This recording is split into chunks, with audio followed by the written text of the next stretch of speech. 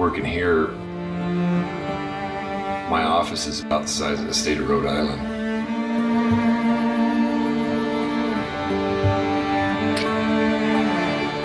People don't understand that cowboys even exist. They don't even know this part of the world exists.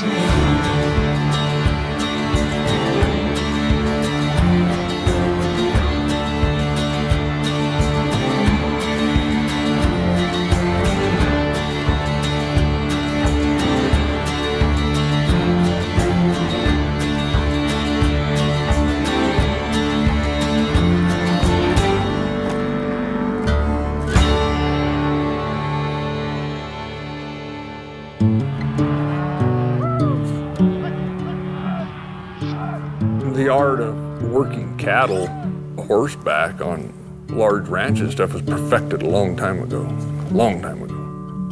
There's an era there, God, we're gonna get rid of these cow camps, these wagons. We don't need that stuff. We only need half the horses. And I see a lot of people now, scratching their head like, man, we do need those cow camps, Fuel's $3-4 an hour, tires are $1,500 a set. They don't need to be driving back and forth. There's a lot of those old timers that, they dang sure knew how to run cows. I don't think that people probably realize that we're so discriminating in our tastes, that there's so much, like I say, refinement, artistry that goes into it. There's a lot more to it than just sitting on a horse, I guess, looking like the Marlboro Man.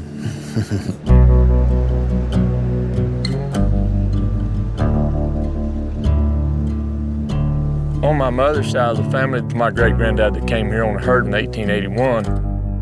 My dad's side of the family, they came out of the range wars in South Texas and came up this way. And agriculture, cows, horses, it's in my DNA. I don't know anything else.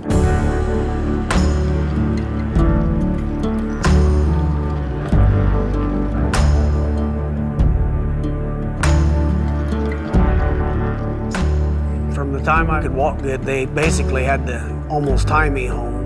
I always wanted to know what's over that next ridge. I always wanted to know what it was like to work here, or Montana, Texas, or wherever. And I still do.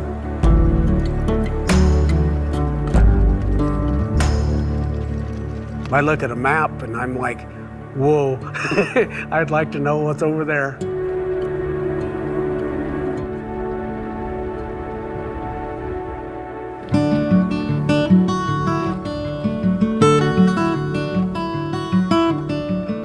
There's some romance to cowboy, and when I say romance, I'm not talking about a woman, I'm talking about their love for the land and their love for what they're doing. I would call it romantic. I graduated high school. The next morning I was at the wagon catching horses at daylight. Started then and never have figured out how to stop. The only reason we're here is to take care of these cattle. That's it. In our part of the world, if somebody calls you a cowpuncher, that's a compliment. And most of the guys that I know in this country, I'd be proud to call them cowpunchers.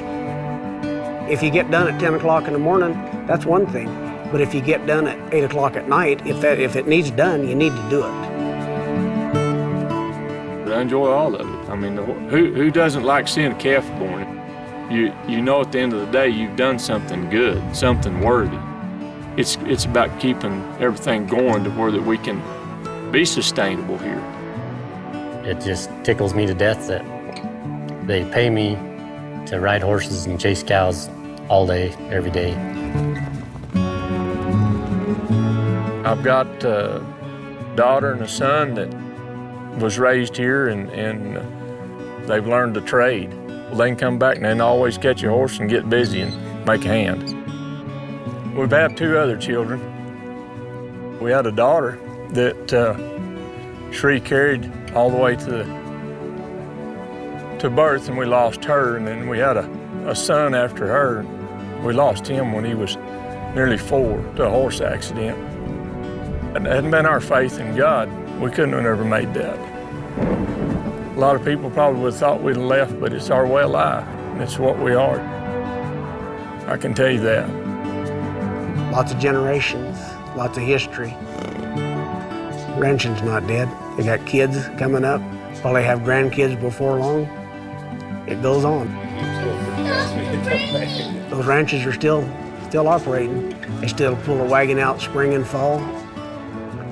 Trying to progress in the future, but you're trying to kind of stay in the past. It's kind of a conundrum on the guy a little bit, you know.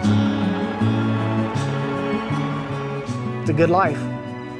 Been a good life. And it still is. You know, cowboys know what you do. It's who you are.